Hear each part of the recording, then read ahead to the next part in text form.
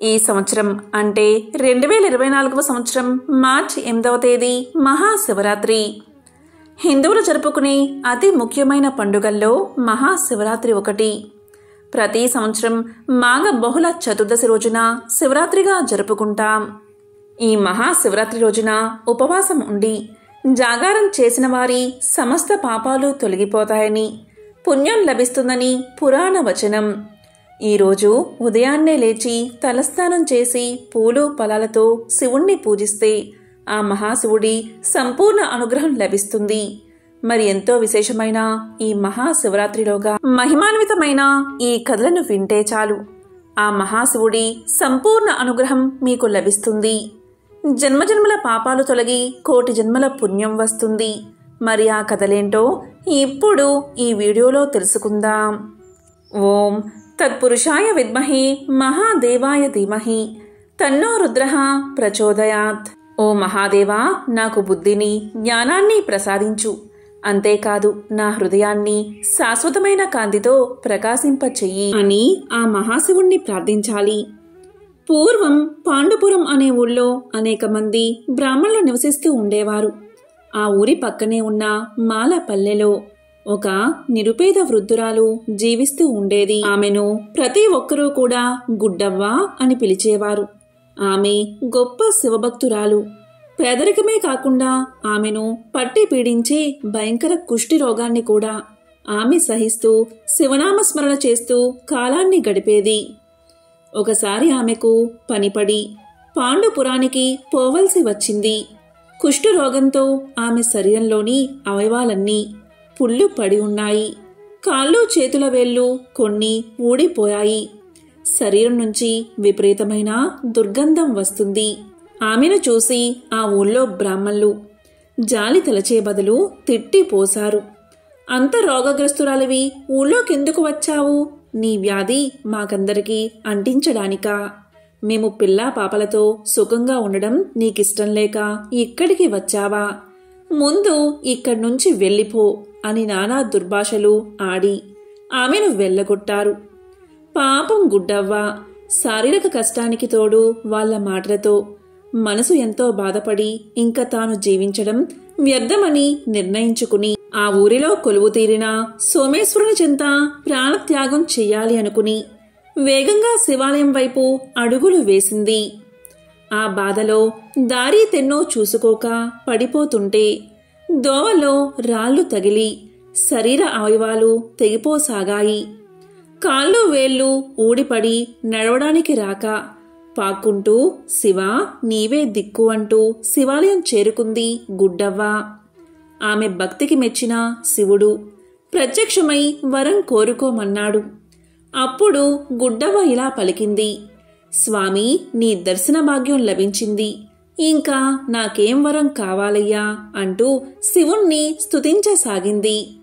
ఆమె భక్తికి ఆశ్చర్యపోయిన శివుడు ఆమె రోగాన్ని తీసేసి ఆరోగ్యవంతమైన శరీరాన్ని ప్రసాదించాడు. అంతేకాదు ఆమె కోరకుండానే ఇలా అన్నాడు, నీ రోగమంతా నిన్ను అవమానించిన వారికి పంచానులే అన్నాడు.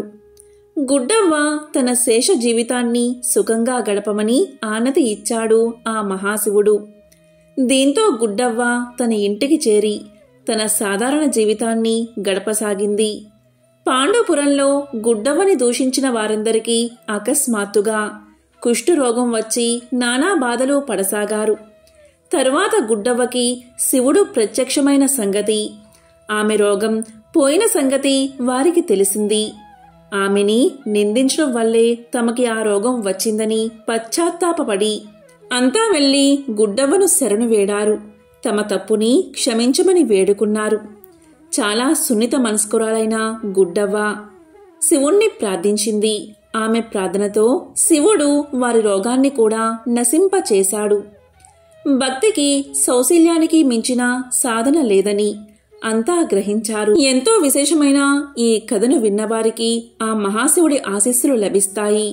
సంపూర్ణ ఆరోగ్యం చేకూరుతుంది.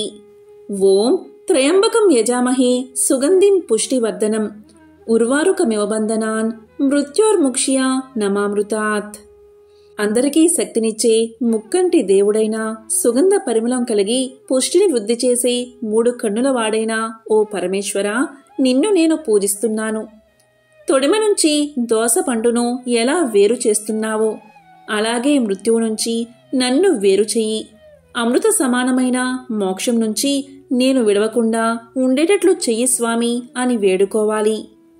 పూర్వకాలంలో ఒక గ్రామంలో శివదేవుడు అనే ఒక మహాశివభక్తుడు ఉండేవాడు. ఇతను ప్రతిరోజు కూడా తమ ఊరిలో ఉన్నటువంటి శివాలయానికి ఈ శివదేవుడు ఒట్టి చేతులతో వెళ్లకుండా బాగా కాచి చల్లార్చినటువంటి ఒక కుంచుడు పాలను ఆలయానికి తీసుకుని పోయి పరమేశ్వరుడికి నైవేద్యంగా వాటిని ఆరగింపు చేస్తూ ఉండేవాడు. అలా భక్తితో స్వామివారికి నమస్కారం చేసి ఆపై ఆ పాలను ఇంటికి తీసుకుని పోయేవాడు. ఈ విధంగా పరమ నిష్ఠతో ప్రతిరోజు కుంచుడు పాలను ఆ పరమేశ్వరుడికి ఆరగింపు చేస్తూ ఉండేవాడు ఆ శివభక్తుడు. ఇలా కాలం గడుస్తూ ఉండగా ఒకరోజు ఆ శివదేవునికి ఒకసారి భార్యతో కలిసి పొరుగురు వెళ్లవలసిన పని పడుతుంది. దాంతో తాను నిష్ఠగా చేసేటటువంటి శివపూజ అలాగే పరమేశ్వరుడికి పాలను నివేదన చేసేటటువంటి పని ఏ విధంగా చెయ్యాలి అని తీవ్రంగా ఆలోచిస్తూ ఉన్నాడు శివదేవుడు. అప్పుడు శివదేవుడు తన కుమార్తెను పిలిచాడు. ఆమె పేరు గొడగూచి. ఆమెతో శివదేవుడు ఇలా పలికాడు, అమ్మా, ప్రతిరోజు నువ్వు శివాలయానికి వెళ్ళి పరమశివుడికి పాలను నైవేద్యంగా పెట్టు. ఈ బాధ్యత సక్రమంగా నెరవేర్చు అని చెప్పి తల్లిదండ్రులు వెళ్ళిపోయారు. తర్వాత రోజున ఆవు పాలను శుభ్రంగా మరగబెట్టి కుంచెడు పాలను కొలిచి శివాలయానికి సమర్పణగా తీసుకుని వెళ్తుంది గొడగూచి. పాలు ఎవరికీ కనపడకుండా పైన కొంగు కప్పుతుంది. శివాలయానికి ఎదురుగా పాలను పెట్టి పాలను తాగమని శివలింగాన్ని కోరుతుంది. పాలు శివలింగం ముందర పెట్టి అమాయకత్వంతో శివుడు వచ్చి స్వయంగా తానే పాలు తాగుతాడు అనుకుంటుంది ఆ చిన్ని పిల్ల. కాని ఎంతసేపైనా శివుడు ఆ పాలు తాగకపోయేసరికి ఎంతో బాధపడుతుంది. పాలు తాగమని శివుణ్ణి ప్రార్థిస్తుంది. ఎంత ప్రార్థించినా సరే శివుడు పాలు తాగకపోయేసరికి ఎందుకు తాగడం లేదని ఎన్నో కారణాలను ఆలోచిస్తుంది. ముక్త భక్తితో గొడగూచి శివుణ్ణి ప్రశ్నలు అడగడం ప్రారంభిస్తుంది. ఏమైంది? ఎందుకు పాలు తాగడం లేదు? చిన్నపిల్లను నేను. పాలు తెచ్చానని తాగడం లేదా? నీవు ఇప్పుడు పాలు తాగు. నీకు కావాలంటే గుజ్జు భోగిరపు పాలను తెచ్చిస్తాను అని కోరింది. అయినా శివుడు పాలు తాగలేదు. మళ్ళీ ఆమె ఇలా పలికింది, ఎందుకు పాలు తాగడం లేదు? పాలు వేడిగా ఉన్నాయా? కమ్మని వాసన రావడం లేదా? పాలు శుభ్రంగా లేవా? ఏమైనా పాలు విరిగిపోయాయా? పాలల్లో నుంచి ఏమైనా వాసన వస్తుందా? పాలల్లో ఎక్కువ నీళ్లు కలిసాయా? ఈ పాలు నీకు సరిపోవా? ఎందుకు తాగడం లేదు అని ఎన్నో ప్రశ్నలు వేసి ఒకసారి నేను తెచ్చిన ఈ పాలు తాగు అని కోరింది. అయినా మహాశివుడు పాలు తాగలేదు. మళ్ళీ ఆమె ఇలా పలికింది, నేను ఒంటరిగా పాలు తెచ్చానని తాగడం లేదా? ఈ గిన్నె బాలేదా? నాకు నైవేద్యం పెట్టడం రాదని నీవు తాగడం లేదా? పాలపై మీగడ సరిగ్గా లేదా? ఈ పాల మీద వేరే ఎవరైనా దృష్టి పడిందని నీవు తాగడం లేదా? ఊరికే ఏ కారణం లేకుండా ఎందుకు తాగడం లేదు అని వివిధ ప్రశ్నలతో గొడగూచి తన మనసులో ఆలోచించి శివుడితో మాట్లాడింది. తన తల్లి తమ్ముడికి ఏ విధంగా ఆశపెట్టి తినిపిస్తుందో ఆ విధంగా గొడగూచి కూడా శివుడికి ఆశపెట్టే ప్రయత్నం చేసింది. ఎలా అంటే, నువ్వు పాలు తాగితే గుజ్జన్నం తినిపిస్తా, నూనె పోలాలు తెస్తాను, కలకండ పాలనం తినిపిస్తాను అని కోరింది. నీవు పాలు తాగితే జాతరకు తీసుకువెళ్తాను, తినడానికి తీసుకువెళ్తాను, పాయసం తినిపిస్తాను, శైవులు జరుపుకునే పండుగకు తీసుకువెళ్తాను, పాలలోకి అటుకులు తెస్తాను అని ఆశపెట్టి పాలను తాగించే ప్రయత్నం చేసింది గొడగూచి. కానీ శివుడి దగ్గర నుంచి ఎటువంటి జవాబు లేకపోయేసరికి ఎంతో దుఃఖంతో విలపించింది. ఎన్ని ప్రయత్నాలు జరిగినా శివుడు వచ్చి పాలు తాగకపోయేసరికి ఆమె ఎంతో బాధపడింది. ఆమె ఇలా అనుకుంది, శివుడు పాలు తాగకపోతే మా వాళ్ళు నన్ను చంపుతారు, వాళ్ళ చేతిలో నేను చావడం కంటే శివుడి ముందే మరణిస్తాను అనుకుని శివలింగానికి తల ఆనించి ప్రాణాలను విడిచిపెట్టడానికి సిద్ధమైంది. ఆమె చేష్టలు ఆమె ముక్త స్వభావానికి ప్రతీక. ఇది గమనించిన శివుడు పాలు తాగాడు. దాన్ని చూసిన గొడగూచి ఆ మహాశివుడితో ఇలా పలికింది, నేను చిన్నపిల్లను అని మరీ ఇంత ఏడిపిస్తావా? మా అన్నకు చెబుతాను ఉండు అని బెదిరించి పూర్తిగా చిన్నపిల్ల మనస్తత్వాన్ని నిరూపించుకుంది.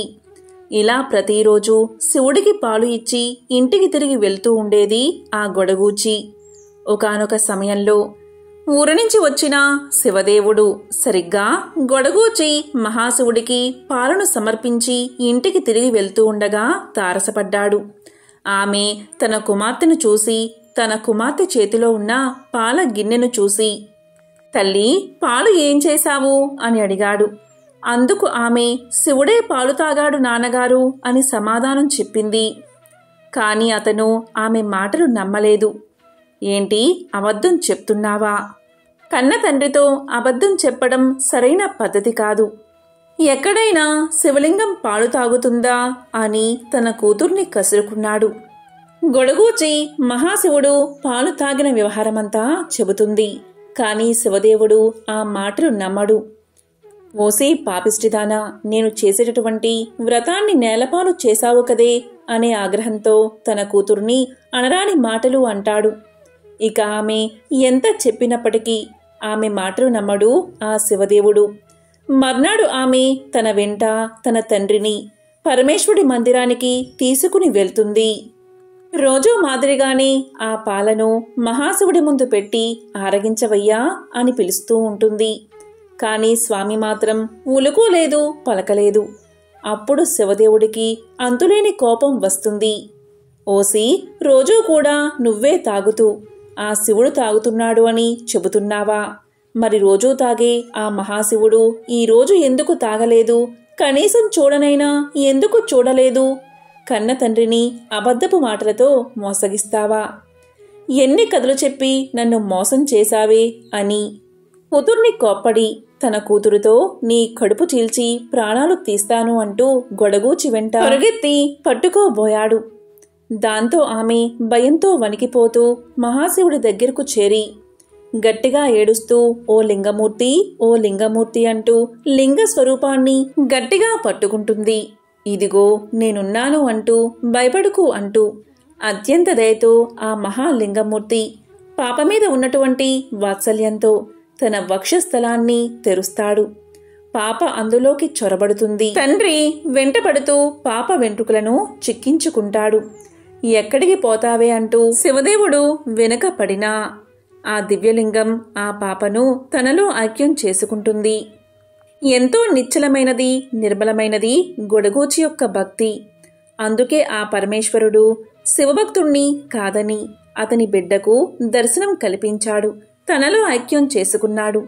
ఇంతకన్నా నిదర్శనం ఏముంటుంది? ఆ మహాశివుడి లీలలు ఎంతో విశిష్టమైనవి.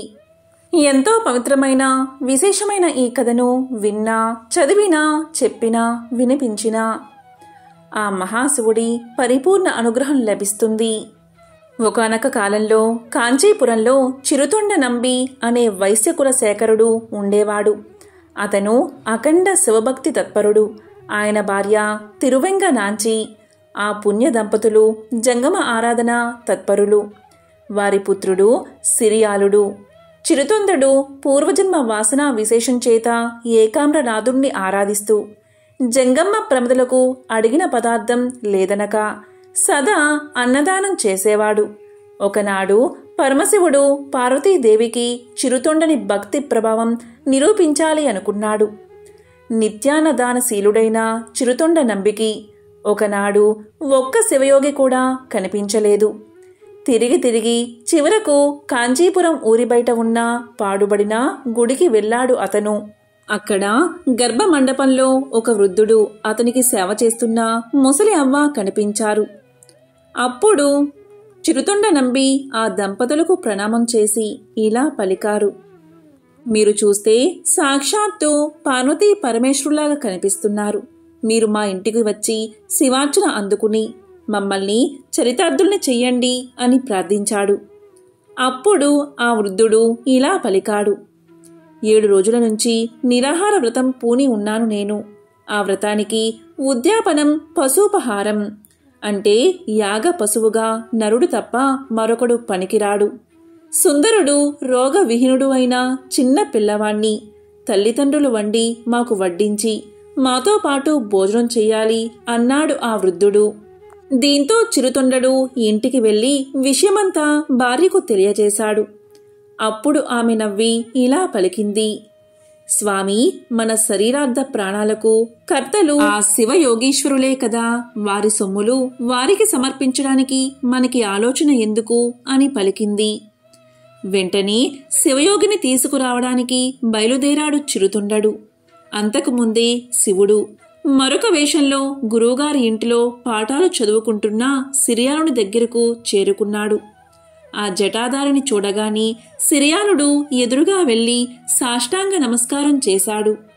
భక్తి తాత్పర్యంతో నమస్కారం చేస్తూ నిలుచున్న సిరియానునితో ఇలా పలికాడు: నాయనా, నీ తండ్రి చిరుతొండ నంబి నిన్ను చంపి ఒక నిర్భాగ్యుడైన శివయోగికి ఆహారంగా పెట్టబోతున్నాడు. తన కడుపున పుట్టిన కుమారుడి మెడకోసి చంపి జోగులకు పెట్టే క్రూరుడు ఈ లోకంలో ఎక్కడైనా ఉంటాడా? స్నేహసిరిని కాబట్టి ఈ విషయం నీకు చెప్పడానికై వచ్చాను. బతికుంటే బొలసాకు తినవచ్చు, నీ ప్రాణాలు కాపాడుకో అని చెప్పాడు. ఈ మాటలు విన్న సిరియాలుడు చెవులు మూసుకుని ఇలా అన్నాడు: మహానుభావా, నీవీ రకంగా మాట్లాడడం న్యాయమా? ఇతరుల కోసమై శరీరాన్ని, ధనాన్ని వ్యయం చేయడం కంటే ఈ జన్మకు సార్థకత ఏమున్నది అన్నాడు. చిరుతొండడు వృద్ధ శివయోగిని ఇంటికి తీసుకువెళ్లాడు. పాఠశాలకు వెళ్లి కుమారుణ్ణి తీసుకువచ్చాడు. కుమారుణ్ణి తొడమీద కూర్చోబెట్టుకుని ఇలా పలికాడు తండ్రి: నాయనా సిరియాల, ఎల్లప్పుడూ పంచాక్షరి మంత్రమే జపిస్తూ ఉండు అని పలికి కత్తితో అతని శిరస్సును ఖండించాడు. ఒక్క వేటుతో కింద పడిపోయిన సిరియాలుడి శిరస్సు నమశివాయ నమశివాయ నమశివాయ అని మంత్రాన్ని పఠిస్తుంది. భోజనశాలలో వంట సిద్ధమైనది. అమృత ఆహారం ఆరగించవలసిందిగా నమస్కరించారు ఆ నంబి దంపతులు. అప్పుడు ఆ శివయోగి ఇలా పలికాడు: నాకు మరొక్క నియమం ఉన్నది. మగబిడ్డలేని నిర్భాగ్యుడి ఇంట్లో భోజనం చేయకూడదు. నీ కుమారుణ్ణి పిలువు అన్నాడు ఆ మాయా జంగముడు. అప్పుడు నంబి ఇలా పలికాడు: స్వామి, ముందే ఆ విషయం చెప్పి ఉంటే కుమారుణ్ణి పిలిచేవాణ్ణి. ఇప్పుడు వాడెక్కడికి పోయాడో ఆడుకోవడానికి అన్నాడు నంబి. ఆ వృద్ధ దంపతులు నంబి భార్యను ఎలుగెత్తి కుమారుణ్ణి పిలవమన్నారు. వెంటనే నంబి భార్య రారా రారా కుమారా అని దిక్కులు ప్రతిధ్వనించేటట్లు పిలిచింది. అలా పిలవగానే మరుక్షణమే ఆకులలో ఉన్న శాఖ పాకాల నుంచి సిరియాల కుమారుడు వారి ముందు నిలిచాడు. పరమశివుడు భస్మదేహంతో నాగాలంకార భూషణుడై అర్ధచంద్రాకృతితో సాక్షాత్కరించి సశరీరములతో కైలాసానికి రమ్మని వారిని ఆహ్వానించాడు. అంతా చిరుతొండడు ఇలా పలికాడు: స్వామి, నీ దయవల్ల 1000 గోత్రములకు చెందిన మా వైశ్యులందరూ ఈ కంచి పట్టణంలో ఈశ్వర ఆరాధన చేస్తూ ఉన్నారు. వారందరినీ విడిచిపెట్టి నేనొక్కడినే రాలేను. ఇంతమందిని కైలాసానికి రమ్మంటే వస్తాను అన్నాడు. అప్పుడు శంభుడు కరుణించి కంచిలో ఉన్న వైశ్యులందరూ కైలాసానికి వచ్చేటట్లు వరాన్ని ప్రసాదించాడు. కన్న కుమారుణ్ణి కూడా బలి చేయడానికి వెనుదీయకుండా తనతో పాటు స్వజనానికి కూడా మోక్షం ఇప్పించిన చిరుతొండ నంబి పరోపకారార్థమై తన శరీరమే దానం చేసిన సిరియాలుడు శైవ భక్తుల్లో అగ్రగణ్యులు. ఎంతో పవిత్రమైన విశేషమైన ఈ కథను విన్న వారికి మోక్షం కలుగుతుంది. పూర్వకాలంలో కంబా అనే పట్టణంలో దీపక దలియారు అని ఒక శివభక్తుడు ఉండేవాడు. అతను ఒకసారి వేరే పని మీద ఇంకొక గ్రామానికి వెళ్లాల్సి వచ్చింది. దోవ మధ్యలో ఒక అడవి, దానిలో ఒక పాడుబడ్డ శివాలయాన్ని చూశాడు అతను. అది చూసి అతని ఆలోచనలు పరిపరి విధాలా పోయాయి. ఇదేమి వింత, శివుడి అరణ్యం మధ్యలో ఎందుకు ఉన్నాడు? శత్రువుల వల్ల ఇతనికేమీ అపాయం వస్తుందో? అసలే ఎప్పుడూ త్రిపురాసురులు వగైరా పెద్ద పెద్ద రాక్షసులతోనే శత్రుత్వం ఏర్పరచుకుని వాళ్ళని చంపేస్తూ ఉంటాడు. ఈయనకేమో దయాలువు అని పెద్ద పేరు. మరి ఇలాంటి రాక్షసుల్ని చంపి వాళ్ళతో విరోధం తెచ్చుకోవడం ఎందుకు? రాక్షసులు మహాబలవంతులు, వారితో విరోధం మంచిది కాదు. అటువంటి విరోధులు ఉన్న ఇతడు కారు చీకట్లు కమ్మి ఇలాంటి దట్టమైన అడవిలో ఎవరి సహాయం లేకుండా ఒక్కడూ ఉండవచ్చా? పైగా ఈ గుడి కూడా శిథిలమైపోయినది. గోడలు అస్సలు గట్టిగా లేవు, తలుపులు ద్వారబంధాలు లేవు, చుట్టూ ప్రాకారం కూడా లేదు, పార్వతీదేవి ఉండే చోటు కూడా లేదు. ఇలాంటి పాడుబడిన గుడిలో ఏ పూజా పునస్కారం లేకుండా ఇలా ఉండే అవసరం ఈయనకేం వచ్చింది అనుకున్నాడు. కొంచెం ఆలోచించి, సరే, ఇక్కడ ఒక పెద్ద గోపురంతోనూ చుట్టూ ప్రాకారంతోనూ నేను పట్టుబట్టి ఒక మంచి ఆలయాన్ని నిర్మిస్తాను అనుకుని తిరిగి తన గ్రామానికి పోయి తన ఆస్తినంతా అమ్మి ఆ డబ్బు తీసుకువచ్చి అక్కడ ఒక గొప్ప ప్రాకారం కట్టించి దాని మధ్య ఒక పెద్ద ఆలయం అన్ని హంగులతోనూ నిర్మించి పార్వతీదేవికి కూడా ప్రత్యేకించి ఆలయం నిర్మించాడు. అంతేకాదు, అక్కడ పూజలు యథావిధిగా జరపడానికి కావలసిన వారిని నియోగించి వారికి ఇల్లు కట్టించి దుకాణాలు ఏర్పాటు చేసి అన్ని రకాల వృత్తుల వారిని ఏర్పాటు చేసి ఒక ఊరినే నిర్మించాడు. తాను ధర్మకర్తగా ఉండి పూజలు సక్రమంగా జరిపించేవాడు. ఆ విధంగా కొన్నేళ్లు గడిచింది. తరువాత డబ్బులన్నీ అయిపోయి అందరికీ ఇవ్వవలసిన నెల బత్తములకు సకాలంలో ఇవ్వకపోవడంతో ఆలయంలో కొలువుకు నియమించబడ్డ వారంతా మానేశారు. ఇక దీపకదలియారు కొన్నాళ్ళు ఉన్నంతలో గ్రామస్తుల చేతని పూజలు నిర్వహించేలా చేశాడు. కొన్నాళ్లకి వాళ్లు కూడా ఇవన్నీ మానుకుని ఊరు విడిచి వెళ్లిపోయారు. అయినా దీపకదలియారు తన పట్టు విడవలేదు. తానే స్వయంగా పూజ చేసేవాడు. కొన్నాళ్లకి పూజా ద్రవ్యాలు లేకపోయినా రాత్రింపగళ్ళు అఖండ జ్యోతి వెలిగేటట్లు చేసేవాడు. కొన్నాళ్లకి దీపానికి కూడా నూనె దొరకడం కష్టమైంది అతనికి. అప్పుడు ఆయన చుట్టుపక్కనున్న చెట్టు కొట్టి తెచ్చి కాలుస్తూ దీపపు కాంతి కలగజేసేవాడు. అవి కూడా అయిపోయాక తాను కట్టించిన ఇళ్ల యొక్క పై కప్పును, దూలాన్ని, వాసములను, ద్వారబంధాలను ఏ చెక్క దొరికితే దానిని తీసుకొచ్చి దీపంలాగా వెలిగించేవాడు. కొన్నాళ్లకి అవి కూడా అయిపోయాయి. తానొక్కడే మిగిలాడు. స్వామి ఆలయంలో దీపం లేదు. అదే అతని బాధ. అప్పుడు అతనికి ఒక ఆలోచన వచ్చింది. తన జుట్టంతా పైకి కట్టుకుని దాని కొనలకు నిప్పు అంటించి అది వెలుగుతూ ఉండగా గుడి చుట్టూ తిరగసాగాడు. వెంట్రుకలు కాలి తలలోని మెదడు అంటుకుని కాలుచుండి వెలుగుతూ ఉన్నా ఆయనకి తెలియక అలాగే తిరగసాగాడు. అప్పుడు ఆ మహాశివుడు ప్రత్యక్షమై ఇలా పలికాడు, నీ భక్తికి మెచ్చాను, వరం కోరుకో అని అనగా ఆ భక్తాగ్రేసరుడు ఇలా పలికాడు, ఓ మహాశివ, నాకేవరమో అక్కర్లేదు. మనమీ అరణ్యంలో ఉండవద్దు. పద పోదాం. ఈ ఆలయంతో సహా కైలాసానికి వెళ్దామన్నాడు. అది విని ఆ మహాశివుడు తన భక్తుడి కోరిక తీర్చడానికి ఆ ఆలయంతో సహా అతన్ని కైలాసానికి తీసుకుపోయాడు. మహాశివుణ్ణి అంతగా ఆరాధించి ఆయన గురించే జీవించి చివరికి వరం కోరుకోమన్నా తన కోసం కాక ఆయన కోసమే అడిగిన దీపకదలియారు కథ వల్ల నిస్వార్థంగా భగవంతుణ్ణి సేవించిన వారికి దక్కని వరాలు ఉండవు అని తెలుస్తుంది.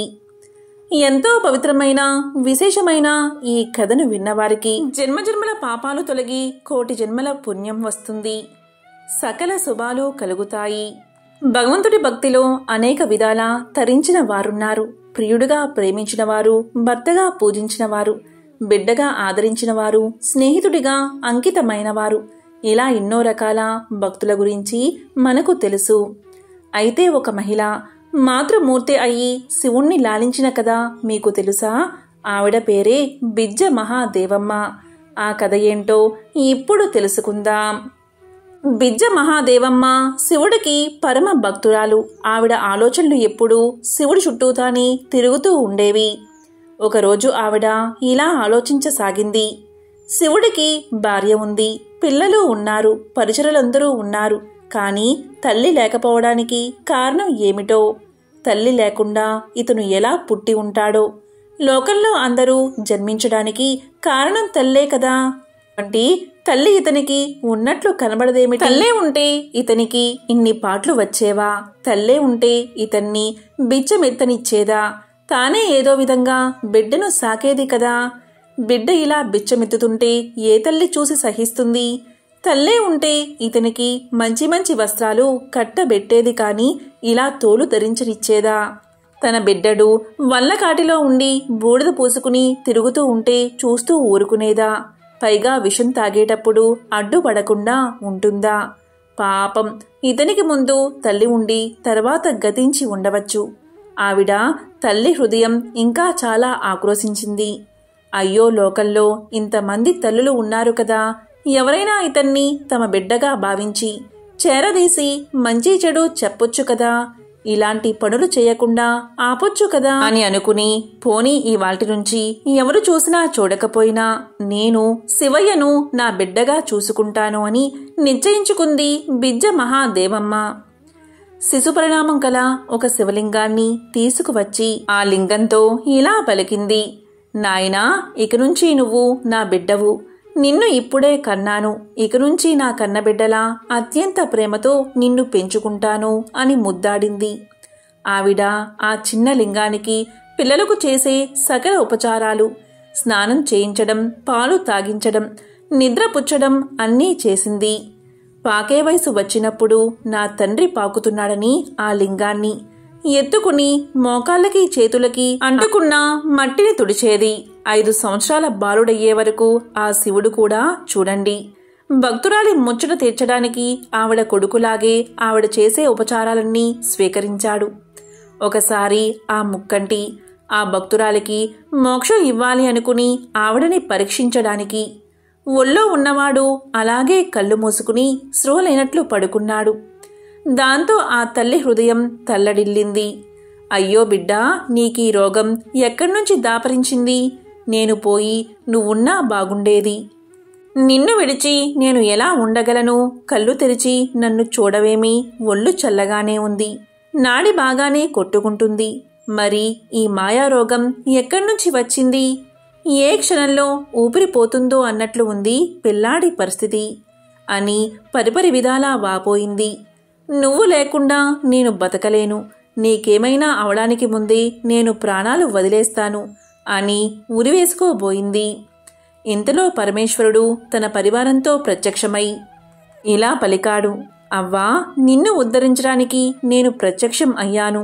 నీ భక్తికి లొంగి ఇన్నాళ్ళు నేను నీ బిడ్డగా వ్యవహరించాను. నీకేం వరం కావాలో కోరుకో అన్నాడు.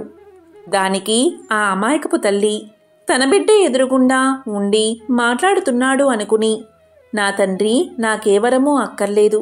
నీకే రోగమూ లేకుండా చిరంజీవివై నా కళ్ళ ఎదుట కలకలాడుతూ లోకోద్ధరణ చేయడమే నాకు కావాలి అంది. అప్పుడు ఆ సాంబశివుడు చిరునవ్వు నవ్వుతూ ఇలా పలికాడు: అవ్వా, నువ్వు తల్లివై నన్ను సంరక్షిస్తూ ఉండగా నాకు జబ్బేమి ఉంటుంది? నాకే అస్వస్థత లేదు. నువ్వేమీ అలాంటి అనుమానం పెట్టుకోవద్దు. నువ్వు కోరినట్లు నేను సదా నీ కళ్ళ ఎదుట కనబడుతూ ఉంటాను. నువ్వింక కొంతకాలం భూలోకంలో ఉండి తర్వాత కైలాసానికి వస్తావు అని వరాన్ని ఇచ్చి అంతర్ధానమయ్యాడు. చూసారా బిజ్జ మహాదేవమ్మ తల్లి ప్రేమ. ఆవిడకి తర్వాత కాలంలో కైలాసం ప్రాప్తించింది. ఎంతో విశేషమైన ఈ కథను విన్నవారికి కైలాస ప్రాప్తి కలుగుతుంది. పూర్వకాలంలో వైజకవ్వ అనే గొప్ప శివభక్తురాలు ఉండేది. ఆవిడ భర్త జైనుల్ని ఆశ్రయించి వారి మతాన్ని అవలంబించి వారితో కలిసిమెలిసి తిరుగుతూ ఉండేవాడు. భర్త జైనుల్లో కలిసిన వైజకవ్వ మాత్రం శివభక్తిని విడవలేదు. ఒకసారి వైజకవ్వ భర్త జైనులకి విందు చేయ సంకల్పించి ఇంట్లో ఆమె చేత రుచికరమైన వంటలన్నీ తయారు చేయించి తాను జైనులను తీసుకురావడానికి వెళ్ళాడు. వైజకవ్వ శివభక్తురాలు కదా, ఆవిడకి తానింత కష్టపడి చేసిన వంటలు శివభక్తులు కాకుండా ఎవరో వచ్చి తినిపోవడం నచ్చలేదు.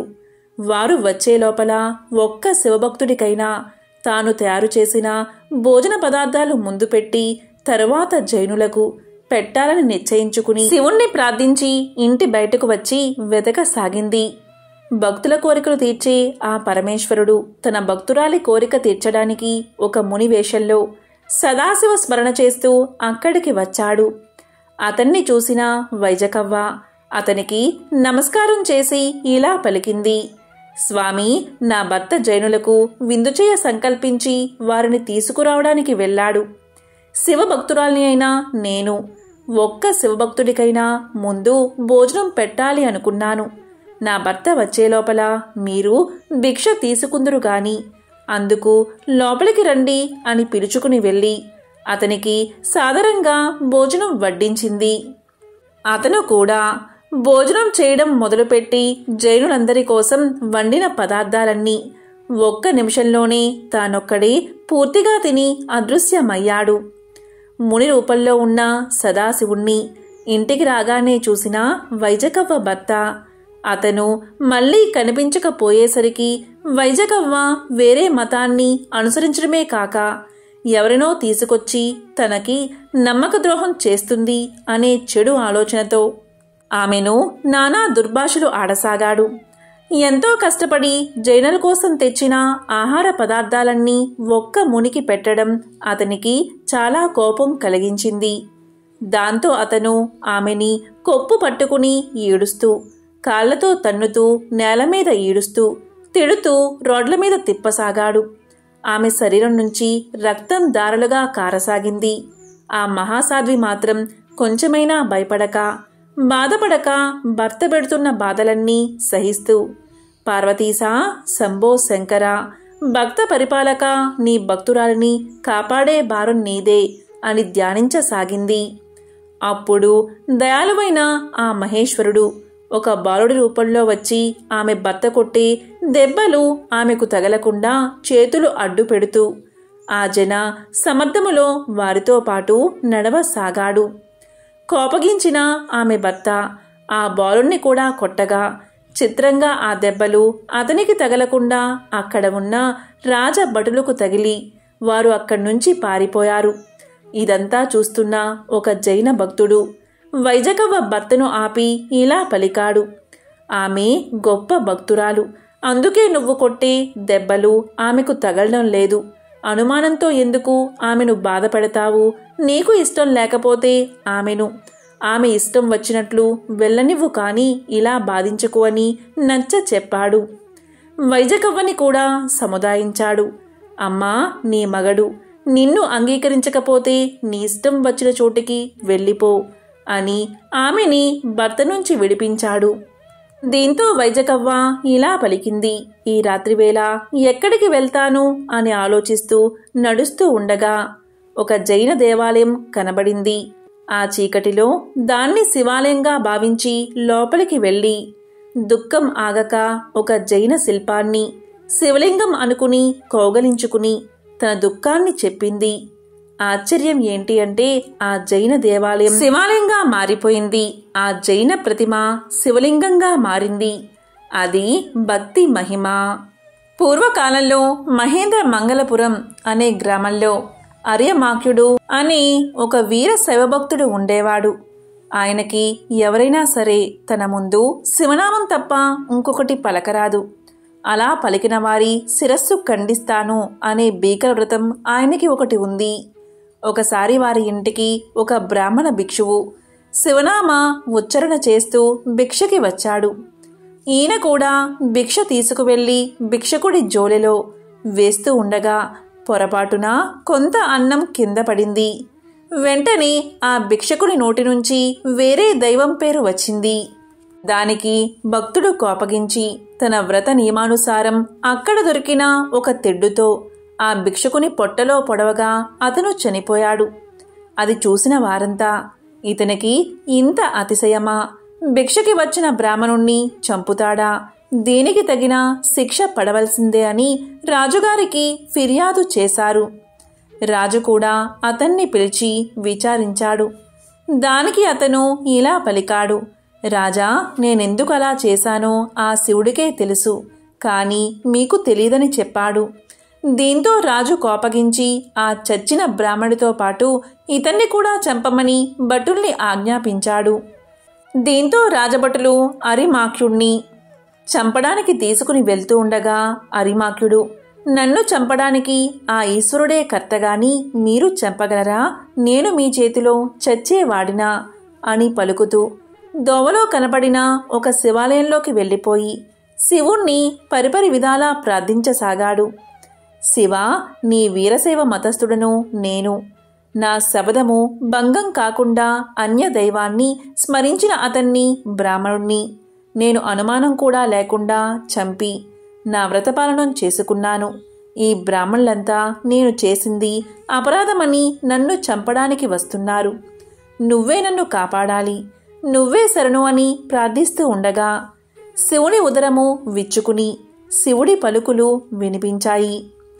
మహాశివుడు ఇలా పలికాడు, ఓ వీరశైవ భక్తుడువైన నువ్వు ఆ బ్రాహ్మణుడితో చావలసిన అవసరం లేదు.